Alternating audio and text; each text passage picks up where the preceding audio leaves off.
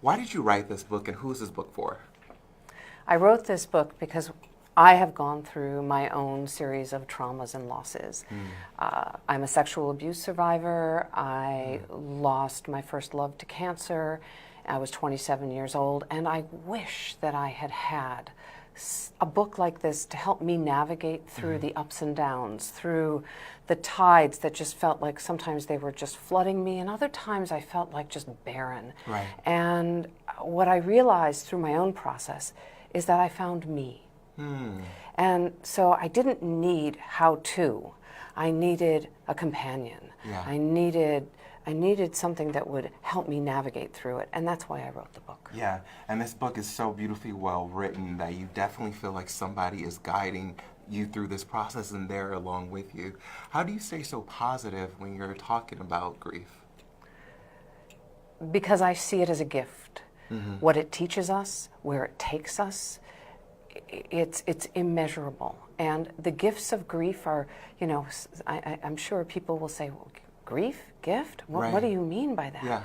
But you will hear of, the survivors from the Boston bombing, okay? Those people, many of them are on the road talking about having lost a limb and how their lives have changed.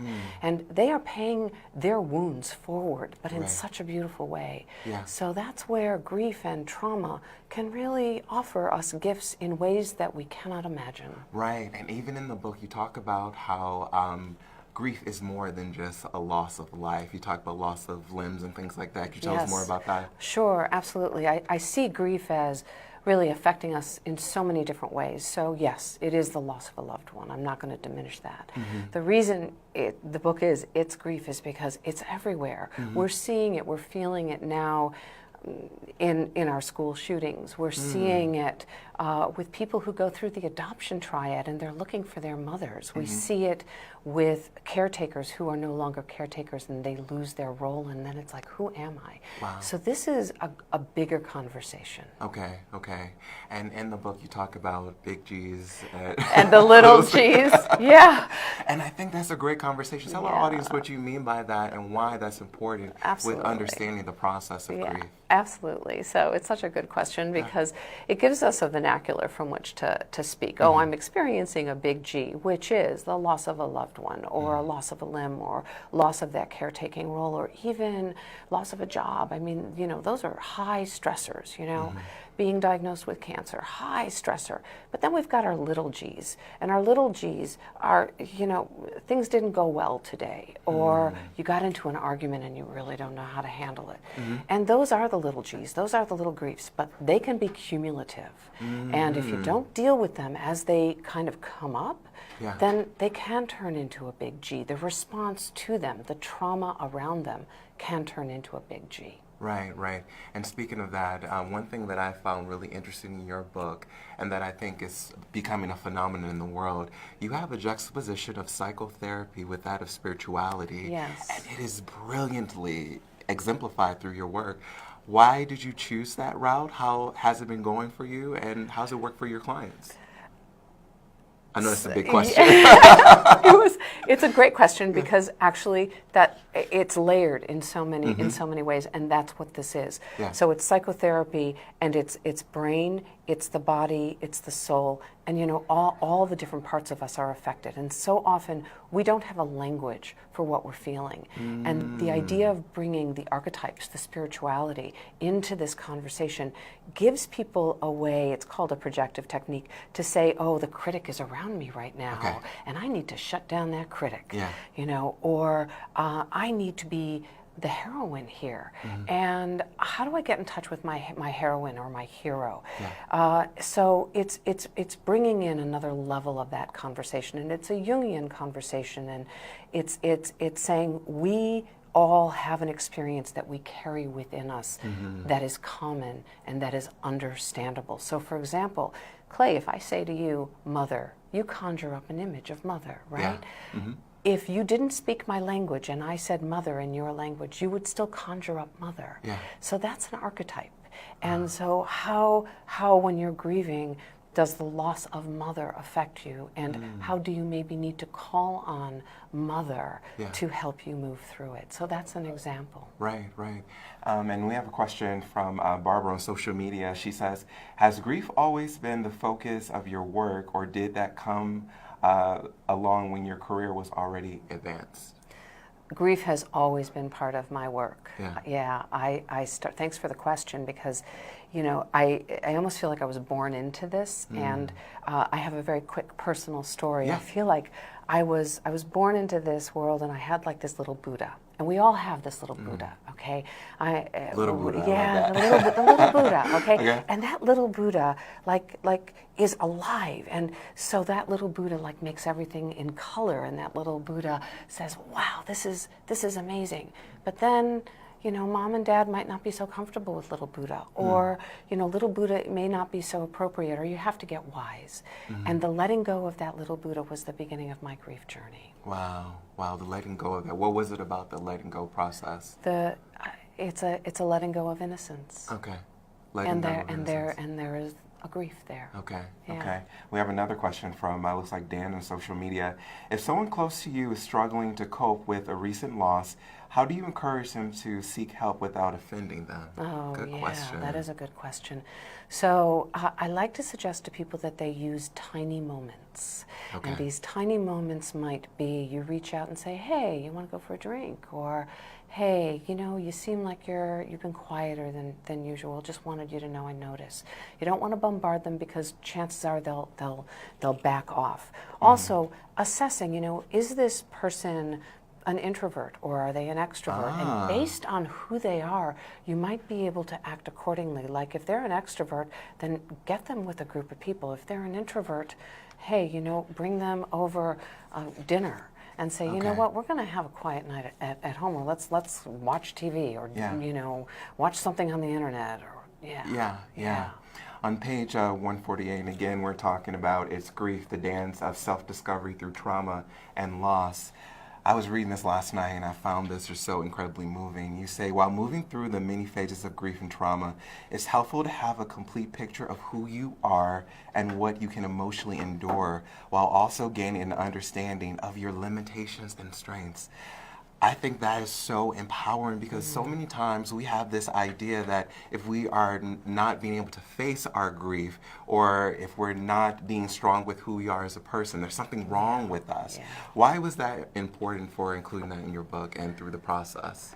We are a very goal-oriented culture, aren't we?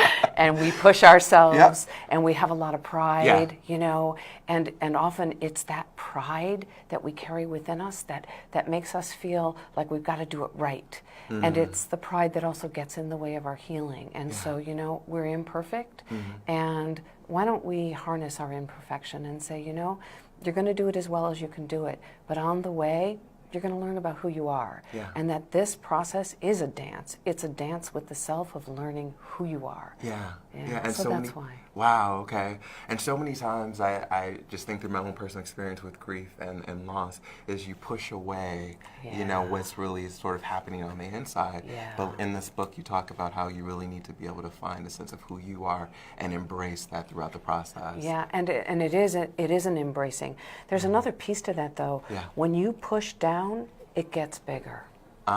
Okay. Like any good anxiety, if you say, no, it's not happening, it's going to flourish. But if you acknowledge it, it's got nowhere to go but away from you. But away from you. Yeah. And I'm enjoying this conversation immensely. On page 239, in chapter 9, we talk about the grief recovery tool. I thought that was really amazing, because it really is a way in which people can be able to figure out how to even begin and jumpstart that process. That's right. Why was that important in including it in this book? So often books on grief will tell you, if you follow step 1, step 2, step 3, everything's going to be fine.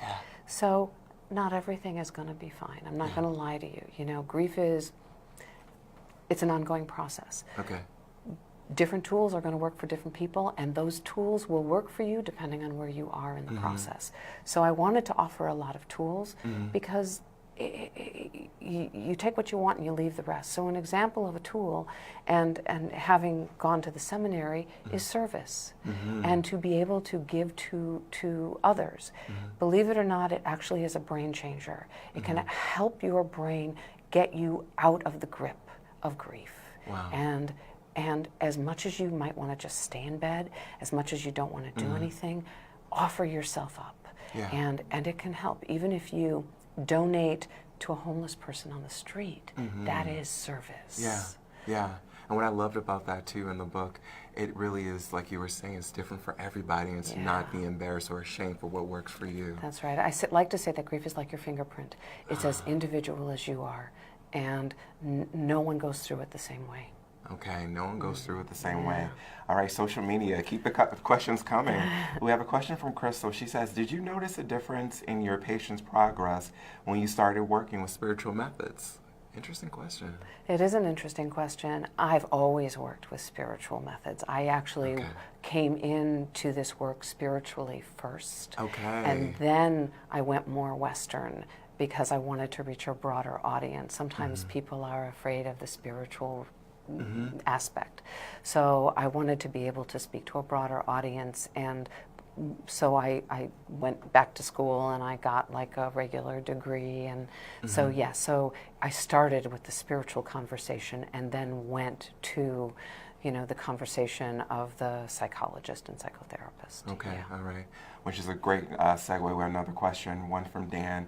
How has the societal conversation about grief changed since you started working as a therapist? It's changed so much because of social media. We're more exposed to it. We know more. We see more. And so though social media is wonderful in so many respects, we are ill-equipped for the barrage of information that we're getting. We're 24/7 getting news, getting stories of shootings, getting stories of what's going on in abroad, and we are living in a place right now where there's a lot of turmoil around us in so many respects. Yeah. And we are ill-equipped, and I believe that we're all experiencing some level of trauma, PTSD, and grief, and loss, and fear. Yeah, that's a really good segue that just sort of leads into this question of, because there is so much divisiveness in the world, and like you said, PTSD, so much trauma, what is some answers that you can offer to people who are feeling like a little bit hopeless and feeling a little bit maybe even swallowed by grief? Yeah, it's that grip. Community is so important, okay? And if you can find a community, like-minded people, and just talk to them, just let them see you, it can be an amazing healer. The other piece is the brain. Okay. We have what are called cognitions. Those are thoughts, okay? I'm not going to get into psychobabble here, okay? And those thoughts, we can change them. The brain is very powerful, and what we know about the brain, the limbic system where emotions are held, is that we have the ability to change the way that we hold patterns, the way that we hold thoughts, the way that we hold emotions. So use your brain. Allow your brain to work with you. And what that means is, I'm feeling really bad today. Well, I'd like you to gain a picture of how you'd rather feel and paint that picture and imagine that picture. Okay, well, I want to feel better. Yeah. What does feeling better look like? And sometimes it's through scent. Sometimes it could be I need to sleep another hour or two. Sometimes it means I need to get off of social media for a minute because it's overwhelming. Sometimes it means I just need to go dancing and feel my body, you know? And sometimes it means I need to go exercise, because exercise is a main healer, huge, huge healer. That is my therapy. Yeah, mine too. Mine too, for sure. Like I even have friends tell me, have you gone to the gym today? Yes, Like when something happens. Especially with this being the holiday season, and so many people have attachments to the past pains of losing people or what happened to them during that time. How do we sort of let go of looking at each holiday as it being something that has to be difficult or is painful when we want something different?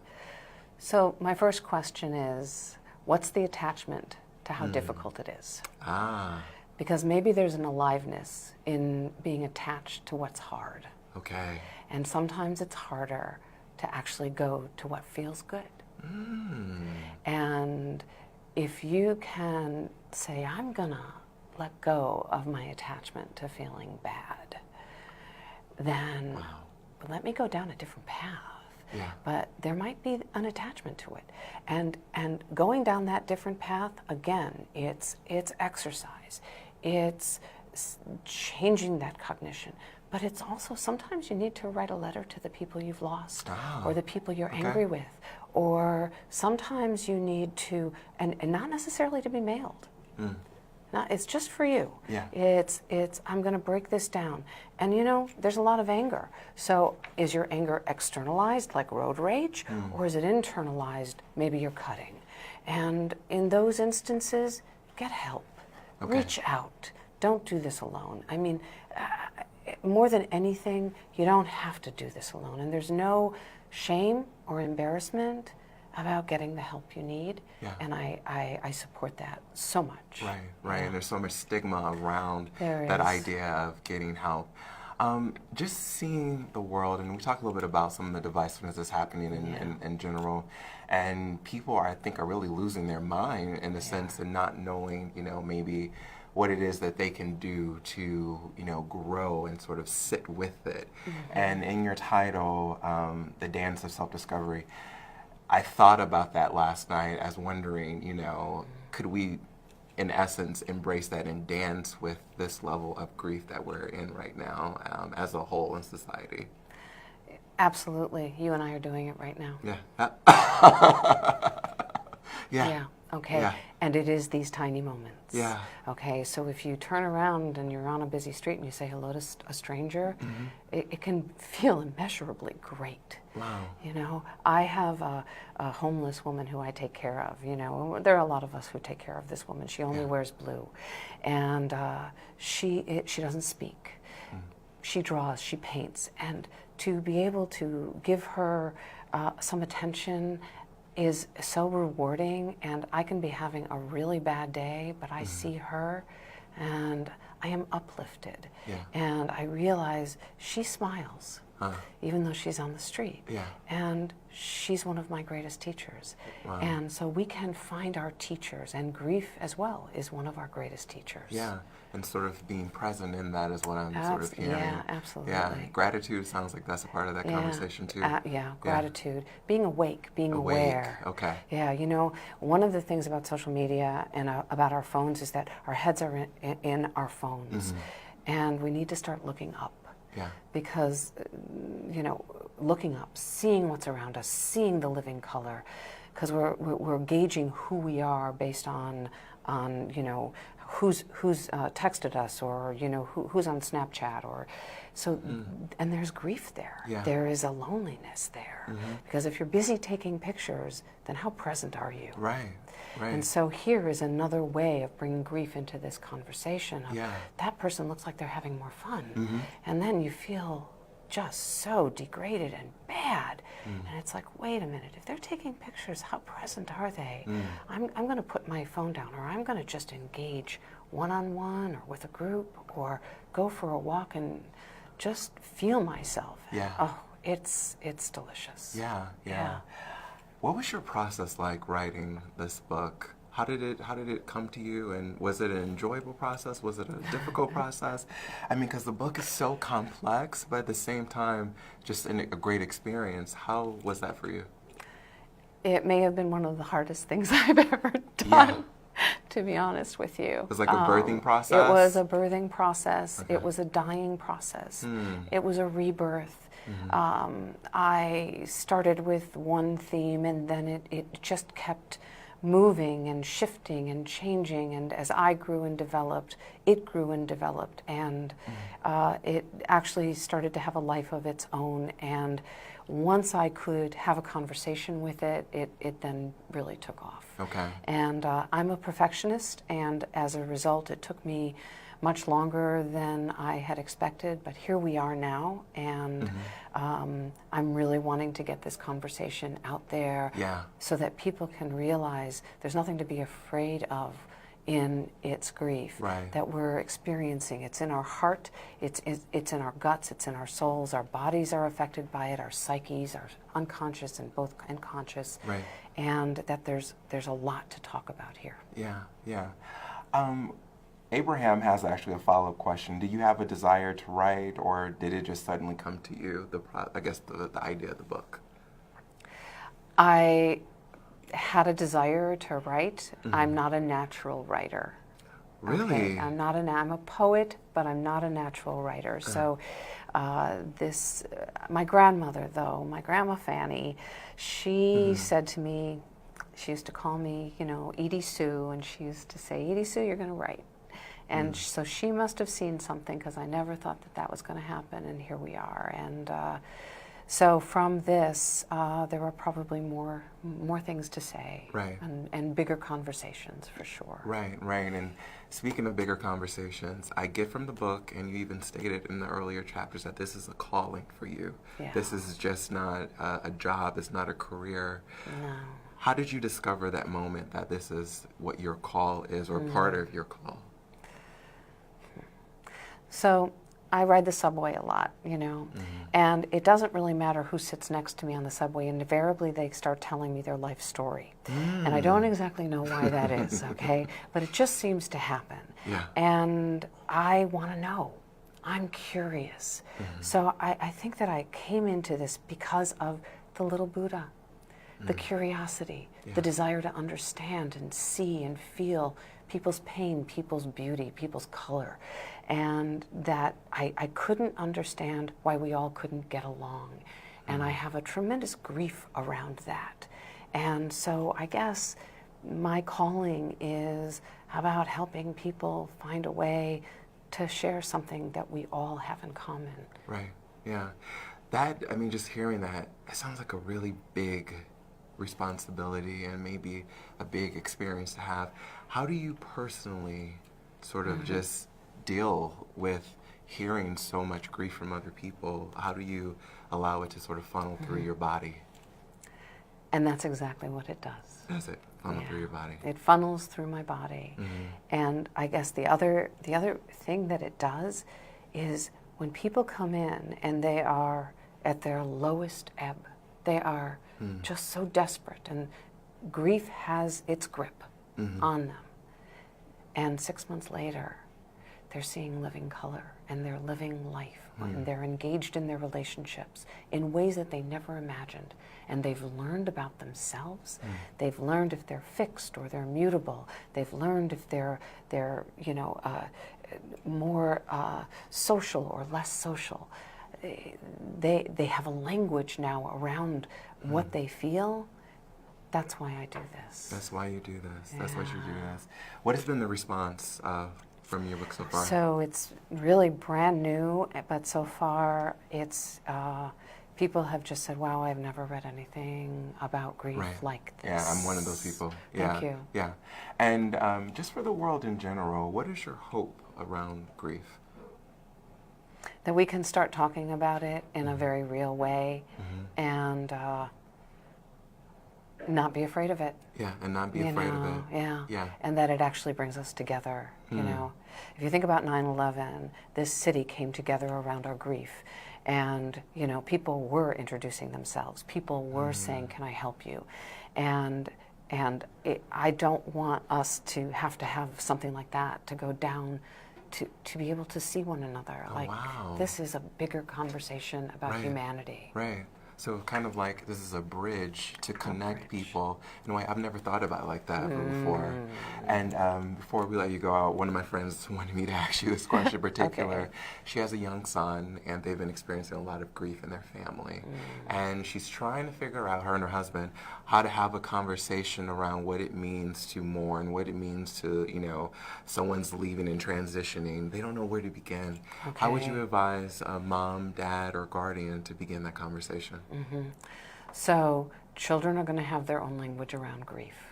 Okay, it's not going to be adult language. What you might find with a child who's dealing or seeing grief or trauma around them is that they regress a little bit. Maybe they start to talk in baby talk, or maybe they wet their bed, or maybe they need more attention. And be aware of those cues, those tiny moments. Okay. Because the child is communicating to you. The other piece is when there is that grief, you do check-ins. You know, ask your child, hey, would you like to draw with me? Let's draw a picture of family. Let's tell a family story. And I'll start by telling a story. And now I want you to add to it. And then we'll go back and forth and back and forth. And I love reading children's books, not only to children, but to adults as well. And there's a great children's book called There's a Monster at the End of this book. And it's a great book because the monster ends up being like something within you, and you can then get the child to say, so tell me about your monster. Yeah. Okay. Yeah. And last question for you. It's 2018. A lot of people are grieving going into the next year. They're unafraid. They're afraid about career transitions. And we were just here and heard another company that had let go of X amount of employees, and the whole General Motors thing where they let go of 15,000 people. People are really grieving for the future. Yes. What would you say to them as they're sort of figuring out and thinking about 2019? Resilience. Okay. Remember that you have resilience. We, as human beings, hold a resilience in us that is so powerful. And we are survivors. Yeah. And this may be an opportunity for you to create something that you never imagined. So create it. Yeah. So create it. It's a good way to leave this conversation. Audience, please pick up this book. It's Grief, the Dance of Self-Discovery Through Trauma and Loss by Edie Nathan. It literally would change the definition, the way in which you experience grief, guaranteed. Thanks so much for joining us, and we look forward to having you in our next Bookstr Wellness episode.